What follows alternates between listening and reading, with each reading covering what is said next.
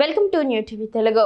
కార్తీక పౌర్ణమి సందర్భంగా అమరావతిలోని శ్రీ బాలచాముండికా దేవి సమేత శ్రీ అమరేశ్వర స్వామి దేవస్థానంలో వైభవమైన వేడుకలు నిర్వహించబడ్డాయి. ముందుగా కృష్ణానది తీరంలో అర్చకులు శాస్త్రోక్తంగా నది హారతులు నిర్వహించారు. ఈ కార్యక్రమానికి ఎమ్మెల్యే భాష్యం ప్రవీణ్ దంపతులు ముఖ్య అతిథులుగా హాజరై నది హారతులలో పాల్గొన్నారు. భక్తులు అధిక సంఖ్యలో సమీకరించి కృష్ణానది తీరాన్ని నింపేశారు. తదుపరి విద్యుత్ కాంతులతో అలంకరించబడిన తెప్పపై శ్రీ అమరేశ్వర స్వామి వారి దివ్య తెప్పోత్సవం కనుల పండుగగా జరిగింది.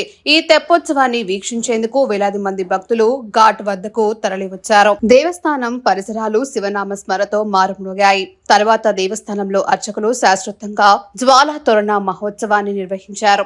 జ్వాలా తోరణ దీపాల వెలుగులో ఆలయ ప్రాంగణం ఆధ్యాత్మిక వాతావరణాన్ని సంతరించుకుంది.